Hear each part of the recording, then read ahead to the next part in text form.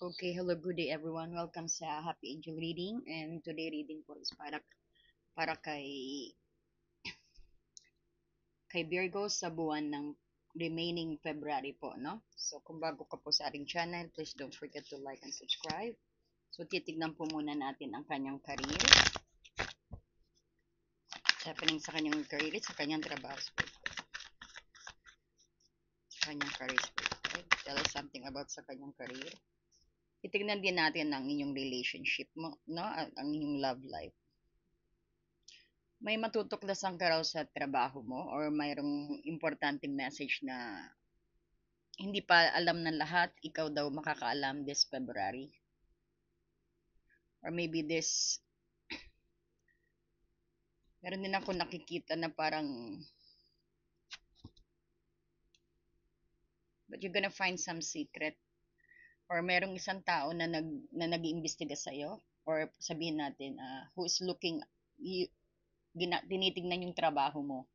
No? Kung maganda ba, maayos ba, parang naka-watch out, parang sinabing, hindi naman parang siguro iniimbestigahan, how do you work, how do you join sa teamwork, kung are you working hard, parang ganon, no? Parang under CI ka, parang ganon sa work mo, no? Or maybe siguro may positive outcome yan. It could be na siguro you're gonna be promoted. That's why ang mata ng isang tao sa'yo is, especially nakikita ko is Leo energy na nagaano sa'yo. No? Siguro this is maybe your manager, who are parang siguro you are into a promotions, or let's say na kailangan pa ma-improve ang ano mo sa trabaho, ang kung paano, kung mali ba ang ginagawa mo, no? Parang this could be too positive thing, or this could be positive, or ano, or sabihin natin more development na dapat mong i-apply sa work, no? Parang pero sa iyo naka-focus, no? So it could be also a good indications na you might gonna be have some raise sa trabaho, no? Or kailangan, or sasabihan kanila na it's either na medyo mag-work hard pa, no? But there's a ano rito na you're gonna be, parang kakausapin ka ng isang tao regarding your work ethics also, no?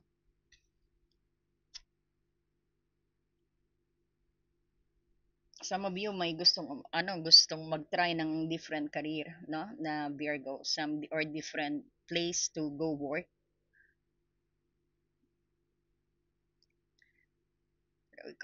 Parang I've been seeing here also na you got the Eight of Pentacles in reverse when it comes to your work. Actually, parang medyo nakita ko medyo nahihirapan ka mag-focus, no? Parang hindi ka pa-adapt sa trabaho mo, no? Maski ginagalingan mo. And then parang ang set mind mo na even naman mag-work hard ka, akala mo walang nakatingin sa'yo, akala mo they're not appreciating, no? Parang yung effort mo parang hindi nila nakikita. Pero ano, no, you are mistaken, they are watching you. No? Actually, they just know how to hide, but they know they're looking at your work, how you do work, no? So just keep on working on the best as you can, no? Kasi makikita ko na it could be corrections or you're gonna be promoted also. Meron din tayo dito na, so when it comes to your finances naman, Virgo, parang ang pera sa'yo, saglit lang nag stay sa wallet mo. Parang nawawala right away. Or sabihin natin, lahat lang napupunta sa bills or napupunta sa pagpapadala, or or hindi ka nakakapag-save. Parang na, hindi mo ma-budget ang earnings mo this February, no? So alam mo na, so you need to at least set aside for yourself, mag-save ng konti after ng ano. So yan ang nakikita natin. I've been seeing here na you wanted to try new things also, you wanted to get out of your comfort zone, or parang gusto mo nang mag-iba ng career or mag-iba ng trabaho or lumipat dito, no? Some of the Virgo. Ayan. So now let's go naman sa yung love life, Virgo. Tingnan natin sa mga may relasyon or single. Let's go for Virgo. Ayan, if you're new po sa ating channel, don't forget to lighten the notifications bell kasi we also do live. May chance po kayong mag-join sa ating live.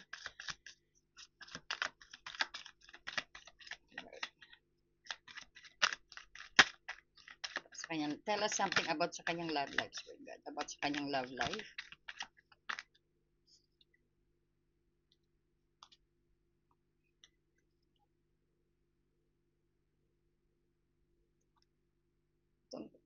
Virgo, parang may gusto kang protektahan na relationship or isang tao dito.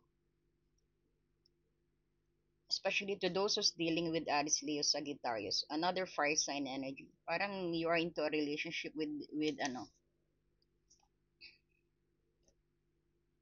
you wanted to protect him or her.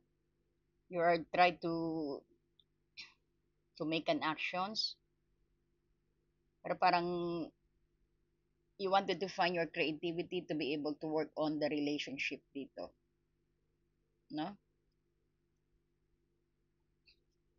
Let's clarify the Seven of Wands in reverse.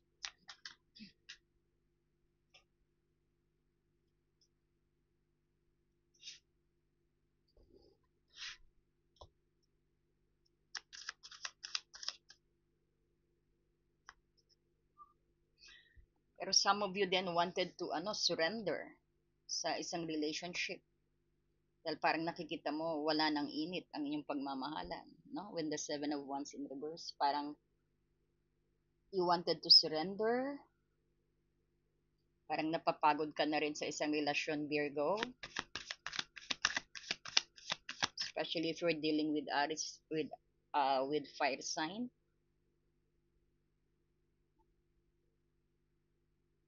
And you are aware na this is a karmic relationship. Maybe from your recent past, merong kang nagawang hindi maganda sa relasyon mo or sa ex mo. Parang you are, this is a parang setback sa'yo, no? Especially you got the Ace of Wands in reverse. At parang nawawalan ka ng gana. Parang you feel bored sa relationship. Very fiery panay puro creativity, parang kulang ng aksyon ang, or maybe some of you is is looking na dagdagan ng konting spice ang inyong love life dito.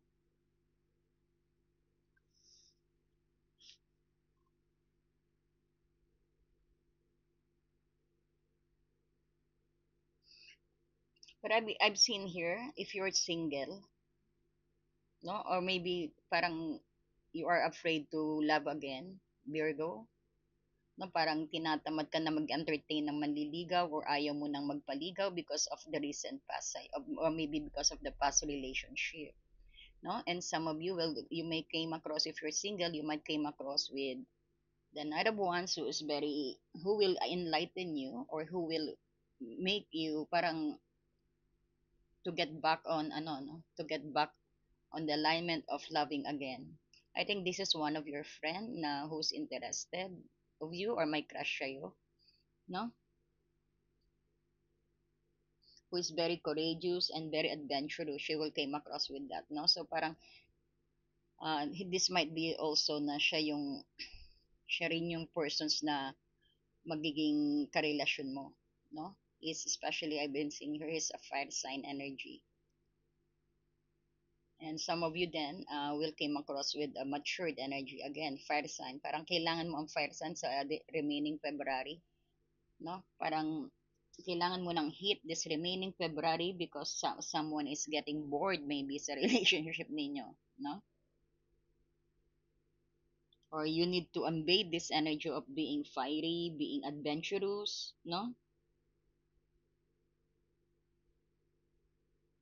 And what is also missing in your energy is self-confidence. Kailangan mo ma-invade ang energy na being fiery, being the fire sign. No, Virgo, yan ang maaari mong maano. Pero ang nakikita ko rito, someone is bored in the relationship. It could be you or ang partner mo. So maybe our spirit guide teaching you not to be like this, to put some fire on the relationship, or maybe you might want to date your partner, or you might gonna want to buy something for your partner, no? Kasi it's either you or siyang naboboard, no? So that's just ano, tell us more about this spirit. So let's clarify the why you're getting ano. Let's clarify the seven of wands in reverse. Why the seven of wands in reverse? Why the seven of wands in reverse? Panay, puro init, no? Init, init.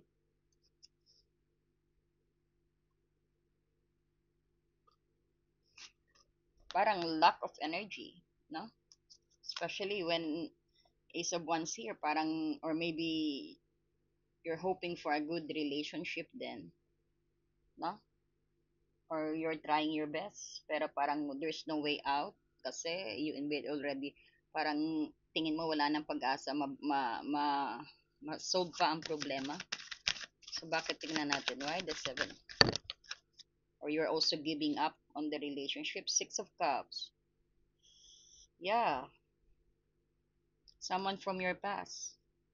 Maybe you're into relationship and you're still thinking of the other, ano, of someone from your past. No, that's why the seven of wands is here.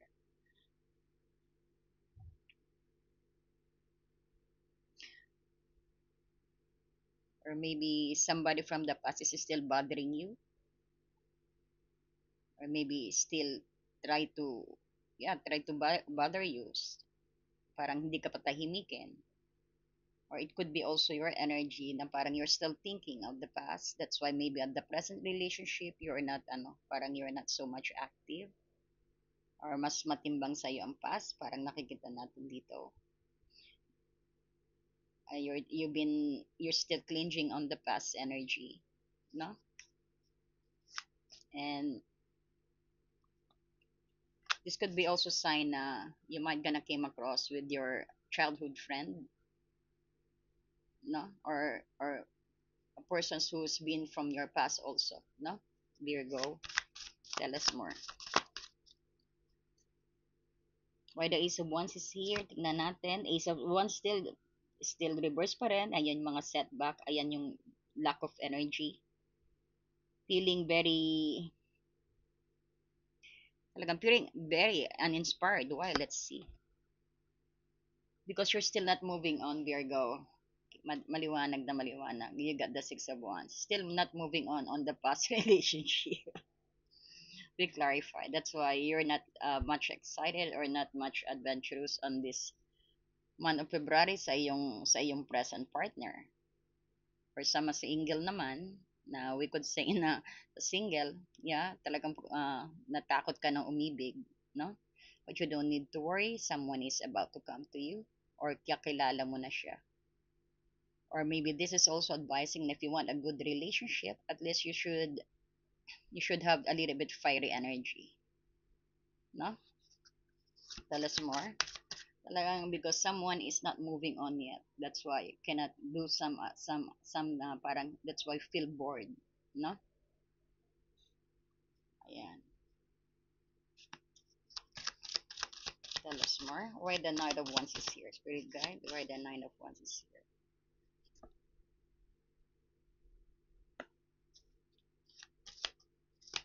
Sabihin din natin, no, pag the Empress showed up,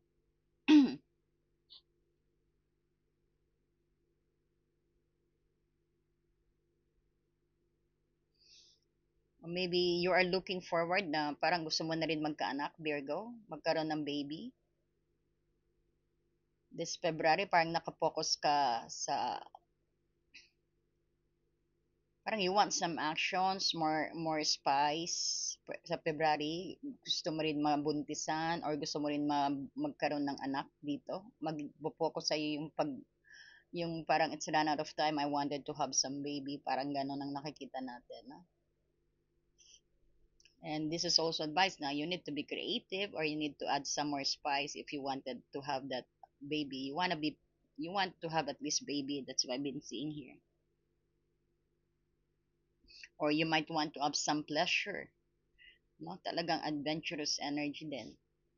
Or kailangan ninyong dalawa mag-asawa or mag-shota or kayong mag-asawa, no, na mag do something. You could if you want to go travel together.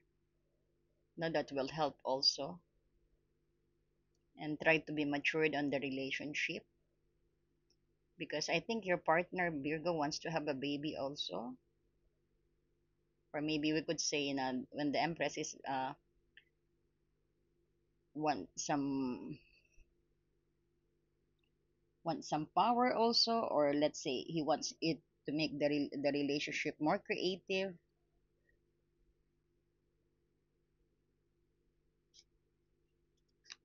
Parang I think he wants, this could be also na,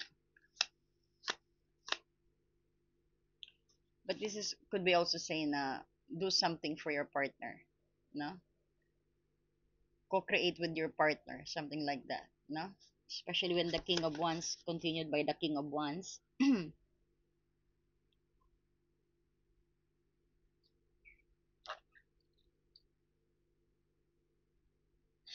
You, some of you din naman na parang yeah, because you feel bored on the relationship, parang you just letting your partner to decide. Parang you need to be husband. If you're married, you need to co-create that family that you wish, that you want, no? Parang one of, talaga I've been seeing someone is bored on the relationship, as I've been saying here, and wants some more creativity or add some spice on that, no? So I'm gonna give you a message from Archangel, so at least you could have some guidance. Message for Archangel Spirit Guide. Message Archangel Spirit Guide for Virgo. Okay, you were given Archangel Azrael, a message from Archangel Azrael. I am with you in your time of need, helping your heart to heal. Ayan, talagang it's also saying here na the Archangel Azrael know what you've been through on the recent past, or maybe you still love these persons and want to, or maybe it's about time for you to move on, or to, to cut ties on that and focus on the what relationship have you got. And some of you naman, this message may became na somebody hurts you during your past relationship, or even on the present relationship, and try to comfort you. For more enlightenment, you could want to include Archangel Azrael to your prayer to give you more understanding of what you are having right now in your relationship. Okay, so thank you, and see you on our live, and God bless you.